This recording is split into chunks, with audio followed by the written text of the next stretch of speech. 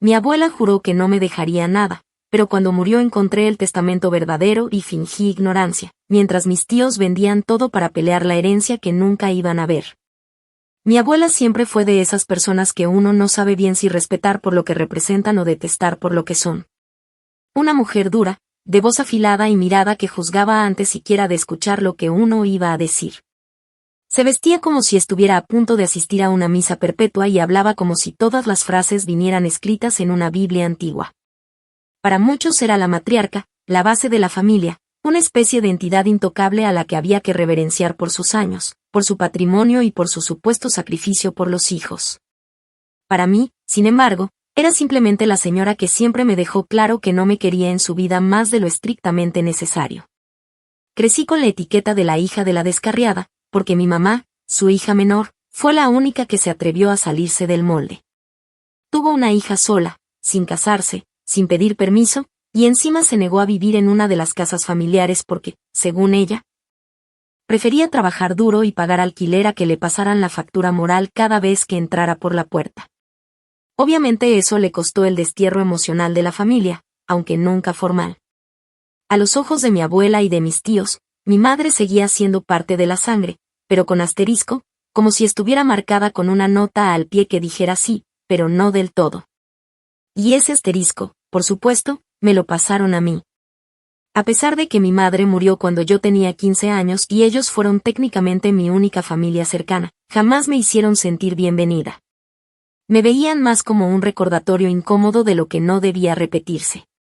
Cada vez que iba a una reunión familiar era igual, me saludaban con sonrisas forzadas, me sentaban en la esquina, me ignoraban en las conversaciones importantes y me incluían apenas para que no se dijera que eran gente fría. Nadie se interesaba por mi vida, por cómo iba en el colegio, por si necesitaba algo. A duras penas me dejaban servirme un segundo plato sin que se hiciera un comentario pasivo-agresivo como alguien tiene buen apetito. Y mi abuela era la reina de ese tipo de observaciones. Una vez, sin pudor alguno, me dijo que si yo esperaba recibir algo suyo cuando muriera, mejor me sentaba con calma, porque no pensaba dejarle ni un peso a una niña que ni siquiera había sido criada como parte de la familia. Esa frase, aunque me dolió en su momento, se me quedó grabada. No por el contenido, porque a decir verdad nunca esperé nada de ellos, sino por lo que revelaba, la obsesión que mi abuela tenía con la idea del legado, del merecer la herencia, de premiar a quienes consideraba dignos. Y en su cabeza, esos dignos eran sus hijos varones. Mis tíos. 4 adultos arrogantes, mezquinos y tremendamente serviles cuando se trataba de agradarle a ella, pero venenosos entre ellos cuando pensaban que nadie los oía. Durante años la adulaban sin descanso, la llenaban de flores, le prometían cuidarla por siempre, le hacían regalos caros en Navidad y le inflaban el ego como si fuera una santa viviente. Pero apenas se ausentaba, se reunían entre ellos a especular sobre cómo se iba a repartir todo lo que la vieja iba a dejar y quién iba a quedarse con qué propiedad. Lo hacían como si ya fuera un hecho que el testamento iba a estar escrito a su favor, como si fuera su premio garantizado por soportar sus órdenes y su mal genio durante décadas. Nunca pensaron que alguien más pudiera estar en el mapa. Y mucho menos yo.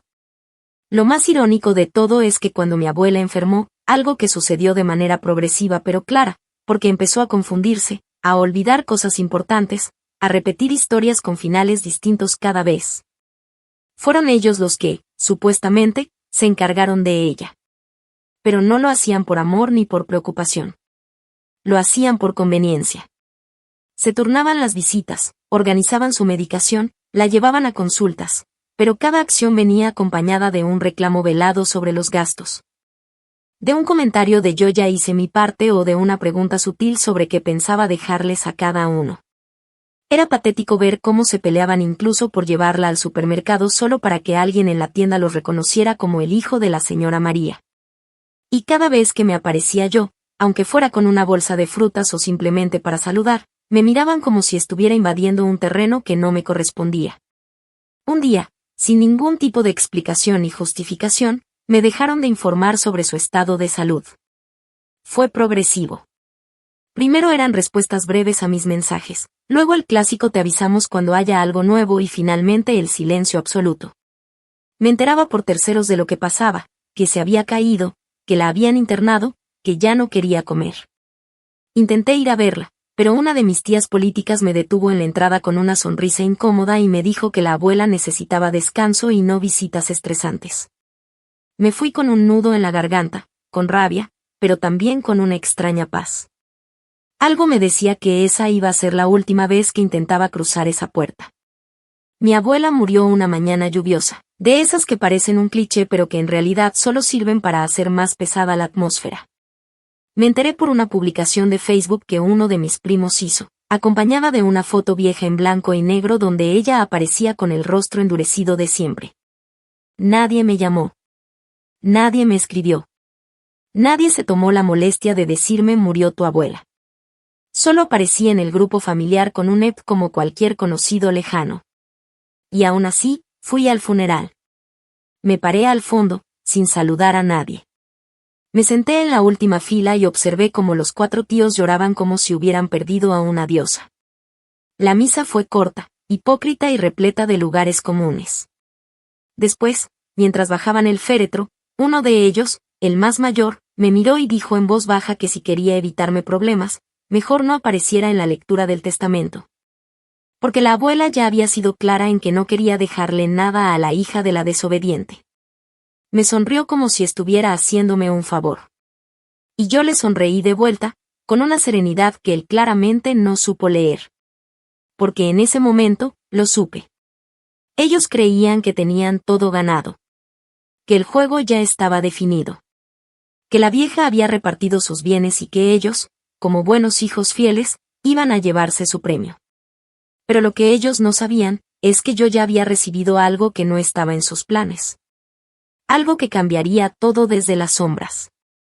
Y que la verdadera herencia no era lo que mi abuela dejó en sus papeles, sino lo que yo estaba a punto de hacer con el silencio. Porque hay venganzas que no se gritan. Hay venganzas que se disfrutan en voz baja, mientras el resto se quema en su propia codicia. Actualización 1. No había pasado ni un mes desde que enterraron a la abuela y ya los 4 tíos estaban repartiendo mentalmente los ladrillos de sus propiedades.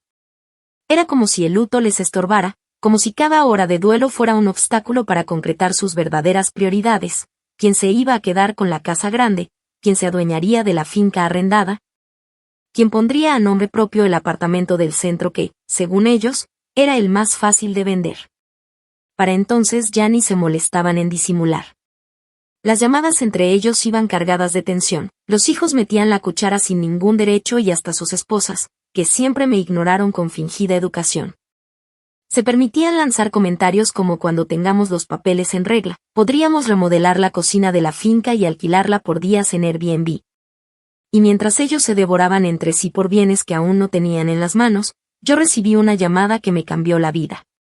Era la señora Nora, la cuidadora que estuvo con mi abuela durante el último año, una mujer ya mayor pero muy lúcida, siempre discreta, siempre correcta. Mi abuela no confiaba en mucha gente, pero por algún motivo sí le tenía respeto a ella. Cuando escuché su voz al otro lado del teléfono, pensé que era para darme algún pésame tardío o quizás para contarme algún recuerdo bonito. Pero no. Fue directa, casi cortante, como si llevara semanas ensayando lo que iba a decir. Me pidió que la visitara, que tenía algo para entregarme. Es de parte de tu abuela. Me dijo que era solo para ti. Me hizo prometer que nadie más lo vería. No tardé en ir. Me presenté en su casa con el corazón hecho un nudo, sin saber qué esperar. Pensé que sería alguna carta sentimental, algún retrato escondido, quizás una joya de poco valor con un significado oculto. Pero no. Lo que Nora me entregó fue un sobremanila, grueso, sellado con cinta adhesiva y marcado con una sola palabra escrita con esa letra firme que reconocería entre mil, final. Apenas lo abrí, me temblaron las manos. Era un testamento. No uno viejo. No uno cualquiera. Era un testamento notariado, fechado 6 meses antes de la muerte de la abuela, sellado por un abogado que ella misma había contactado en secreto. Y el contenido era tan simple como devastador para todos los demás, me dejaba absolutamente todo a mí. No una parte. No un tercio. Todo. Las 3 propiedades, las cuentas bancarias, el dinero líquido, las acciones que tenía en una empresa de transporte local, y hasta una cláusula de reserva sobre el contenido del trastero de la finca. Como si allí hubiera algo que también debía guardar. Leí el documento al menos 5 veces, con el corazón a 1000 por hora, esperando encontrar algún error, alguna letra pequeña, algún engaño. Pero no, era completamente legal. Nora me explicó que mi abuela se lo entregó en una caja fuerte portátil, con instrucciones precisas de no abrirla hasta que ella muriera y de buscarme personalmente. Me dijo que eras la única que nunca vino a pedirle nada. La única que nunca preguntó por su dinero. Y la única que, a pesar de todo, seguía yendo a verla aunque ella te rechazara. Esas palabras me hicieron llorar. No de tristeza, sino de rabia contenida. Porque esa misma mujer que me negó el afecto en vida, ahora me confiaba todo lo que había construido. Tal vez por culpa. Tal vez por justicia tardía. Tal vez porque sabía que los demás solo la rodeaban por codicia y yo, a pesar del rencor, fui la única que jamás intentó comprarla. La parte más oscura vino después. Porque en ese momento, con ese documento entre las manos, supe que podía entregarlo de inmediato, hacer valer mis derechos y detener el circo que mis tíos ya habían comenzado. Pero también supe que no lo haría. Que había algo mucho más delicioso, mucho más satisfactorio, en ver cómo se destruían solos creyendo que estaban ganando. Esa clase de venganza que no se grita, que no se publica en redes, que no se lanza como una bomba, sino que se administra como veneno lento. Así que decidí esperar. No mostrar nada. No decir nada. Fingí ignorancia total. Respondí mensajes con monosílabos. Evité cualquier conversación directa sobre la herencia y cada vez que alguien mencionaba el testamento o la voluntad de la abuela, yo asentía con una sonrisa hueca. Como si realmente creyera que me habían dejado fuera. El silencio se convirtió en mi mejor herramienta. Porque mientras ellos se tranquilizaban creyendo que yo estaba resignada, seguían avanzando con sus planes. Empezaron a hablar de vender propiedades, de hacer avalúos, de contactar notarios para repartir las escrituras del testamento viejo que ellos mismos estaban impulsando como si fuera el único. Incluso uno de ellos, el más torpe, se atrevió a decir que lo más justo sería vender todo y dividir en partes iguales, así nadie se queda con la mejor parte. Y yo lo escuché, fingiendo interés, pensando en cómo iba a ver su cara el día en que entendiera que no tenía ni derecho a mirar por la ventana de esas casas. Volví a casa esa noche con el sobre escondido en el doble fondo de mi closet, con las copias escaneadas en una memoria cifrada, y con un contrato ya en curso con un abogado joven, brillante y ambicioso, que no dudó ni medio segundo en ayudarme a validar todo a mi nombre. Y a quien le dejé muy claro desde el inicio que todo debía hacerse sin levantar sospechas, sin notificaciones prematuras, sin ruido. Porque para que la venganza fuera perfecta, ellos debían llegar al límite. Tenían que creer que iban ganando. Tenían que invertir, pelearse, vender sus cosas, perder relaciones, endeudarse, todo por una herencia que jamás iban a ver. Y cuando al fin se dieran cuenta de que habían peleado por humo, cuando ya no tuvieran nada y necesitaran ayuda desesperadamente, entonces sí iba a hablar. Y no para explicarles. No para justificarme. Sino para verlos rogar. Para devolverles, con intereses, cada desprecio, cada frase de menosprecio, cada silencio impuesto en las Navidades, cada mirada de asco cuando yo apenas era una niña queriendo pertenecer. Porque no hay mayor venganza que la que se construye en calma, a la sombra, mientras los culpables cavan su propia ruina creyendo que están construyendo un trono. Actualización 2. El tiempo empezó a hacer su trabajo, y como si estuviera viendo una obra de teatro escrita por el mismísimo diablo, todo comenzó a desmoronarse por dentro. La primera señal llegó en forma de una llamada de mi primo mayor, hijo del tío más arrogante. El mismo que se la pasaba diciendo que él era quien más había cuidado a la abuela y que por eso le tocaba la casa principal por derecho moral. En esa llamada, entre frases disfrazadas de cortesía, me preguntó si no me parecía injusto que el testamento nos hubiera dejado a todos un pedazo tan desigual. Fingí confusión, respondí con una voz tan plana que hasta me sorprendí a mí misma, y le dije que no tenía idea de qué hablaba. Que no me habían mostrado ningún testamento y que asumía que yo no estaba incluida en nada porque así lo había querido mi abuela. El tipo se quedó en silencio por un momento, como si estuviera saboreando la victoria, y luego soltó un comentario que, en ese momento, supe que me iba a alimentar durante meses. Me dijo que me respetaba por no ser conflictiva como mi madre, que al menos yo había aprendido a quedarme en mi lugar. Reí por dentro, con una mezcla entre furia helada y una satisfacción tan oscura que no podía explicar ni a mí misma. Porque ese era el nivel de condescendencia que ellos manejaban, hablar de mí como si fuera un mueble al que se le agradece no estorbar. Esa misma semana se convocó una reunión familiar en la casa de uno de los tíos. Por supuesto, no fui invitada oficialmente, pero me enteré por una de las primas menores que aún me tenía en redes sociales. Según me contó por mensaje, la idea era revisar qué propiedades podían comenzar a vender antes de que el proceso notarial concluyera, ya que necesitaban liquidez para pagar ciertos gastos urgentes que se estaban acumulando. Al parecer, varios de ellos ya habían gastado dinero por adelantado contando con la parte que les iba a tocar. Uno había hecho una reserva para remodelar su casa de playa, otro había solicitado un crédito en el banco usando como argumento su futura participación en la herencia, y un tercero, y esto fue lo que más me hizo reír. Ya le había prometido a su esposa que iban a cambiar el auto por uno de lujo apenas llegara lo de la vieja. Era absurdo. Estaban tan seguros de que el dinero era suyo que comenzaron a actuar como si lo tuvieran en el bolsillo. Ninguno, ni por un segundo, se cuestionó la posibilidad de que el testamento que ellos promovían no fuera el último, ni se detuvieron a pensar que una mujer como mi abuela, que vivía desconfiando de su propia sombra, pudiera haber dejado algo más. Yo seguía en silencio. Mi abogado ya tenía todo listo, la validación del testamento actualizado, la inscripción en la notaría, el inicio del proceso de posesión. Todo avanzaba en paralelo, sin interferencias. Acordamos mantener todo en reserva hasta que se dictara la resolución oficial que me reconociera como heredera universal, algo que tomaría unos meses pero que, una vez emitido, no dejaría lugar a apelaciones.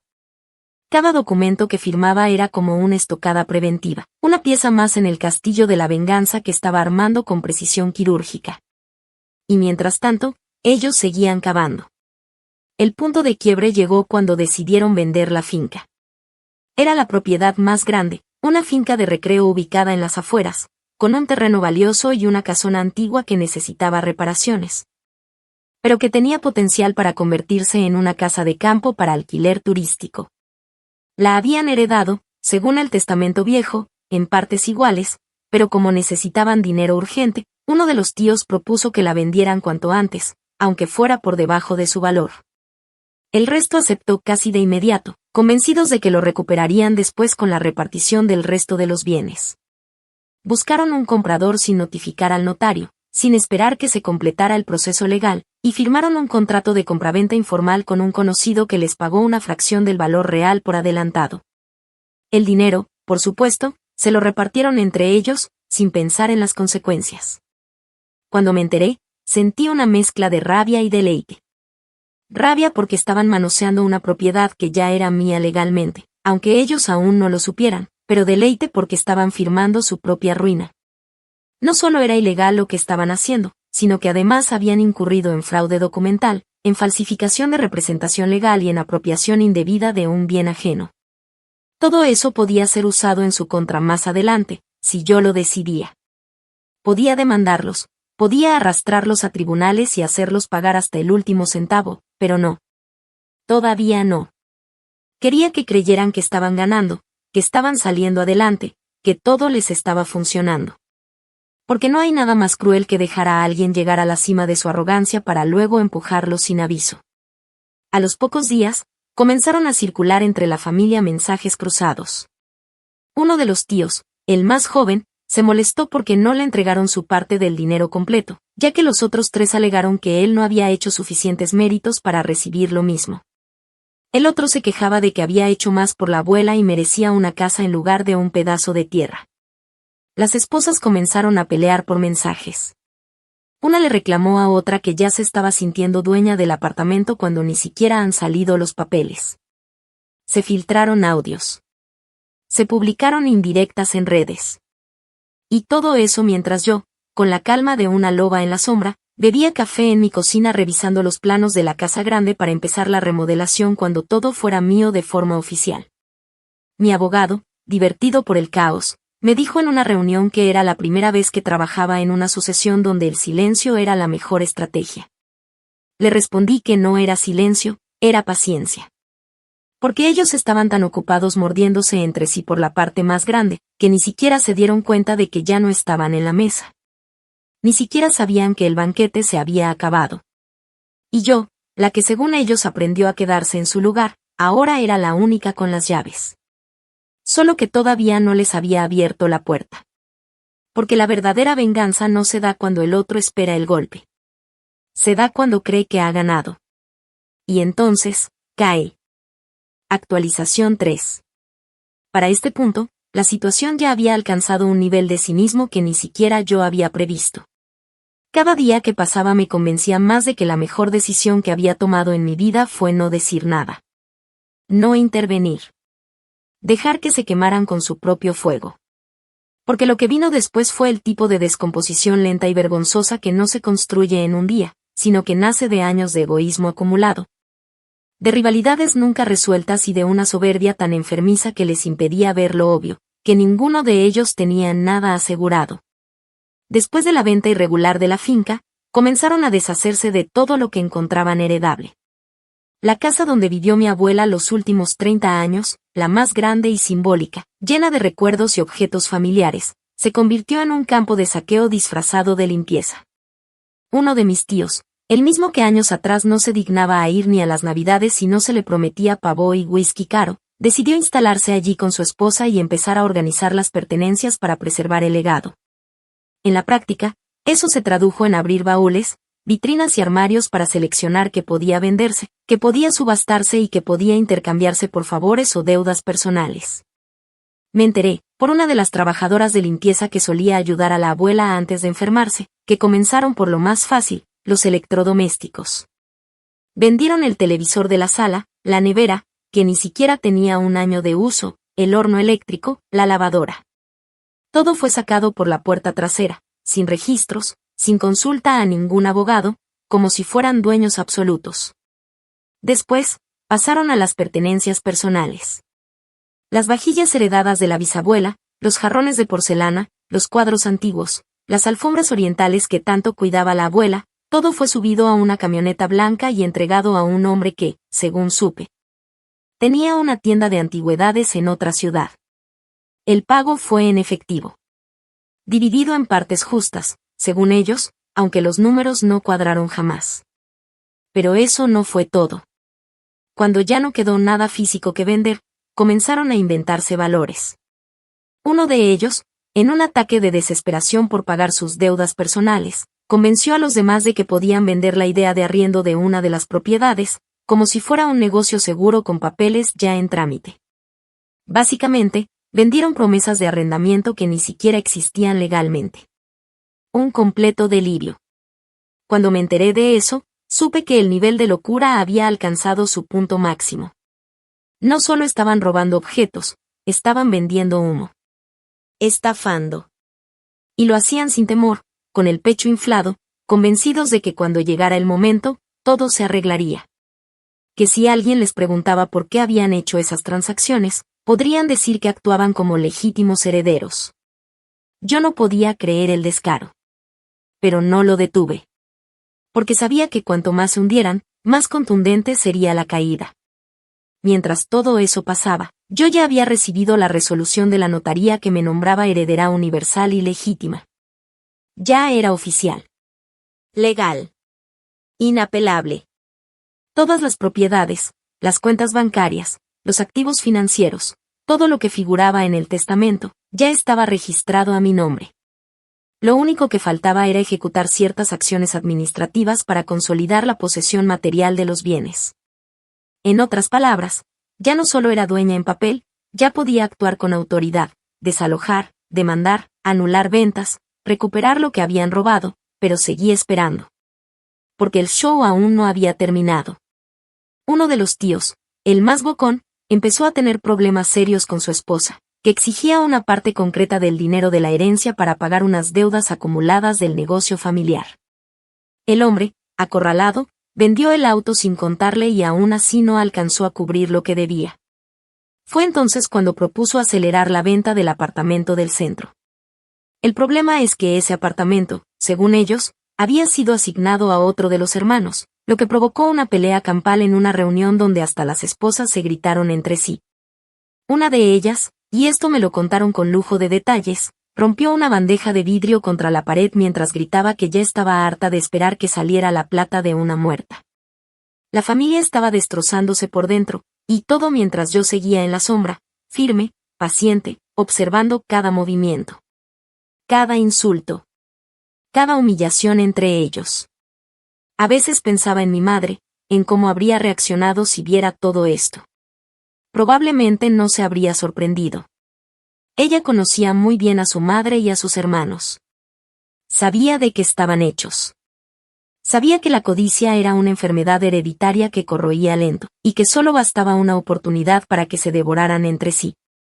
Y esa oportunidad, ahora lo veía claro, me la había dado mi abuela a mí. No por cariño, no por redención, sino porque era la única que no tenía nada que probar. Porque no esperé nada. Y sin embargo, lo recibí todo. Uno pensaría que verlos así me produciría tristeza, pero no. Lo que sentía era justicia. Una justicia cruda, sin adornos. Porque durante años me hicieron sentir invisible, menospreciada, como si llevar el apellido fuera un error, una molestia. Y ahora, ellos estaban vaciando hasta los cajones de una casa que ya no les pertenecía, vendiendo recuerdos que no les dolían, traicionándose entre hermanos por centavos que no les iban a salvar. Todo por ambición. Todo por avaricia. Y aún así no se daban cuenta de que lo habían perdido todo antes siquiera de empezar a pelear. Actualización 4. El día que el abogado envió las notificaciones oficiales, todo cambió de forma definitiva. Hasta ese momento, la tormenta se había estado gestando en silencio, como un huracán que se forma en el mar y que, desde la orilla, se subestima. Pero ese día, cuando los sobresimples llegaron a las casas de cada uno de mis tíos, sin membrete llamativo, sin advertencias, sin sello intimidante, se desató el caos que llevaba meses esperando. Lo más irónico es que hasta en ese gesto fuimos calculadamente crueles. Nada de entregas personales, nada de anuncios ostentosos. Queríamos que abrieran esos sobres como si fueran cartas comunes, como si esperaran una invitación a una reunión de rutina, y se encontraran, en cambio, con la verdad que habíamos construido con precisión quirúrgica. El contenido era claro, legal, contundente. Todos los bienes de la señora María del Rosario, apellido omitido, habían sido adjudicados, conforme a testamento validado y ratificado en notaría, a una única heredera directa. Y esa heredera era yo. No se les daba opción de apelación. No había espacio para discusión ni recurso de nulidad. El documento estaba sellado, registrado y respaldado por la autoridad competente. Cualquier ocupación de propiedades, uso de recursos o disposición de bienes desde la fecha de defunción hasta ese día podía ser legalmente considerado como una forma de apropiación indebida, sujeto a consecuencias penales. En otras palabras, no solo quedaban fuera de la herencia, sino que pasaban a ser potenciales invasores y saqueadores. Y todo, porque creyeron que el mundo funcionaba como lo habían diseñado ellos en sus cabezas, donde los hombres heredan por derecho y las mujeres callan por obligación. Las reacciones fueron variadas, aunque todas igual de inútiles. El primero en responder fue, como era de esperarse, el tío mayor. Me escribió un mensaje larguísimo, plagado de indignación fingida, donde me acusaba de haber manipulado a la abuela en sus últimos días, de haberla convencido de revisar cosas legales que no entendía y de haberme aprovechado de su deterioro cognitivo para sacar ventaja. En su mente, estaba seguro de que podía revertir el proceso solo con acusaciones vagas. Incluso me dijo que iba a contactar a un periodista de la región para denunciar públicamente esta injusticia familiar, como si alguien fuera a conmoverse por su versión distorsionada de la historia. No le respondí. Guardé el mensaje como parte del registro, por si llegábamos a juicio. Pero no dije ni una sola palabra. El segundo en enterarse fue el más joven de los hermanos, el mismo que había vendido muebles y artefactos sin ningún permiso. Me llamó directamente. No para insultarme, sino para suplicarme. Su voz sonaba rota, como si ya supiera que no había nada que hacer. Me dijo que necesitaba hablar conmigo, que no entendía lo que había pasado, que la abuela nunca le mencionó un cambio de testamento, que si yo había encontrado algo por accidente, podríamos hablar y llegar a un acuerdo. Lo escuché durante casi 10 minutos mientras repetía ideas incoherentes, teorías de conspiración y confesiones disfrazadas de arrepentimiento. Me dijo que había cometido errores, que había actuado con prisa, que confiaba en sus hermanos, que se dejó llevar. Cuando por fin hizo una pausa para respirar, le dije que lo que había pasado era simple: la abuela decidió dejar todo a quien consideró que lo merecía. Y que, al parecer, ella sí supo ver quién era quién cuando ya no le quedaba mucho tiempo. Corté la llamada sin esperar respuesta. Nunca volvió a marcarme. Los otros 2 hermanos optaron por esconderse detrás de sus esposas. Fueron ellas quienes me escribieron, en mensajes que oscilaban entre el desprecio y el chantaje emocional. Una me llamó rencorosa, me dijo que estaba arruinando a una familia entera solo para saciar un capricho de hija resentida, que si mi madre estuviera viva no habría permitido que yo hiciera esto, que estaba deshonrando su memoria. La otra fue más práctica, me preguntó cuánto quería para dejar las cosas como estaban, que si yo quería dinero podía dárselo, pero que por qué tenía que quitarles las propiedades, las casas donde habían vivido, los recuerdos. Esa palabra me hizo reír, recuerdos. ¿Ahora sí eran importantes los recuerdos? Los mismos que vendieron a la primera oportunidad, los que sacaron en bolsas negras para cambiarlos por billetes arrugados. Respondí con la misma frialdad que había sostenido todo ese tiempo: no quería su dinero. Ya tenía suficiente. Solo quería que se fueran. Y que lo hicieran rápido. Los días siguientes fueron una mezcla de llamadas perdidas, correos electrónicos sin responder, y versiones alteradas de la historia que empezaron a circular por toda la familia extendida. De pronto yo era la nieta ambiciosa, la que se había guardado un testamento milagroso, la que había esperado a que todos vendieran todo para luego aparecer con los papeles correctos. Lo que no sabían, o se negaban a aceptar, es que todo lo que hicieron lo hicieron por voluntad propia.